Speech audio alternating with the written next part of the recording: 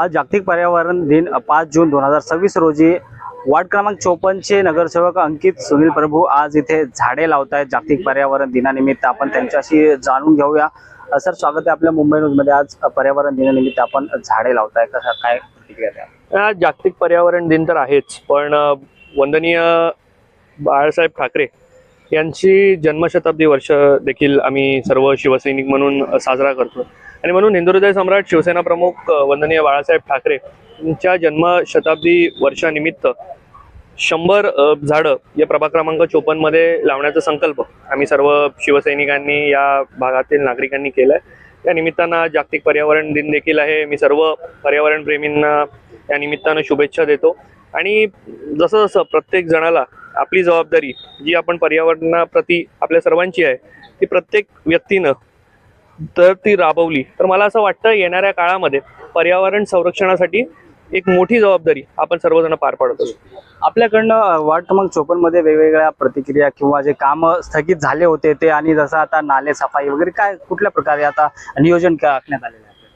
असं आहे की नाले सफाई ही कशा पद्धतीनं मुंबईत झाली आहे याचा पुरावा जर आपल्याला बघायचा झाला तर अंधेरी सबवेमध्ये तुंबलेलं पाणी आहे आणि म्हणून मला असं वाटतं की विरोधक म्हणून आम्ही जे काही विषय हे मुंबई महानगरपालिकेच्या सभागृहात मांडत होतो त्या वेळेला आम्ही म्हणालो, त्या प्रस्तावाला विरोध केला की हे जे नालेसफाईची यंत्रणा की त्या ठिकाणी तुम्ही वापरताय ती सक्षम नाही आहे। ते मशिनरीज तुम्ही सध्या ज्याला काम दिलंय त्याच्याकडे ते मशिनरीज नाही आहेत, पण तरी देखील प्रस्ताव रेटून देण्याचं काम सत्ताधारी महायुतीचे सर्व मंडळींनी त्या ठिकाणी केलं आणि आज परिस्थिती आपल्याला दिसून येते की अंधेरी सबवेमध्ये कशा पद्धतीनं पाणी भरलंय आणि येतो झाकी आहे।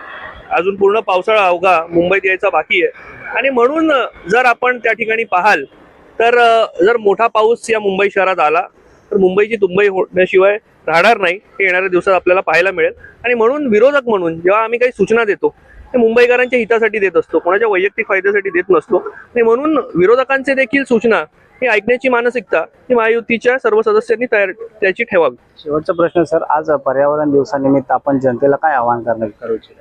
असं आहे की पर्यावरण दिवसानिमित्त जसं मी म्हणालो की आपण जागतिक पर्यावरण दिन पुन्हा त्या ठिकाणी साजरा करतो, पण आपण जे देणं हे पर्यावरणासाठी लागतो हे आपण 365 दिवस त्या ठिकाणी आपण देणं पर्यावरणासाठी लागतो आणि जर आपण आजच्या या काळामध्ये जर आपण पर्यावरणाशी निगडीत समस्या बघितल्या तर मग ते वायू प्रदूषण असेल, अनेक प्रकारचं प्रदूषण आज या पर्यावरणामध्ये आपल्याला बघायला मिळत असेल। मग आपण एअर क्वालिटी इंडेक्सवरती गेल्या काही काळामध्ये चर्चा केली। आज पाऊस झालाय, कामं बंद आहेत म्हणून ते एअर क्वालिटी इंडेक्स तुम्हाला सुधारलेला पाहायला मिळतो, पण येणाऱ्या काळामध्ये पर्यावरणाशी निगडीत अनेक समस्या या मुंबई शहराला पाहायला मिळणार आहेत आणि म्हणून मुंबई महानगरपालिका प्रशासन म्हणून आपण त्याचं वरती निर्बंध आणि जे काही आपण त्या ठिकाणी अंमलबजावणी ही पर्यावरणासाठी केली पाहिजे। त्या संदर्भात सर्व प्रशासनानं त्या ठिकाणी काम केलं पाहिजे, तरच आपण पर्यावरण हे मुंबईचं जतन करू शकू असा मला विश्वास आहे। मुंबई न्यूज सोबत अलीम इनामदार, गोरेगाव।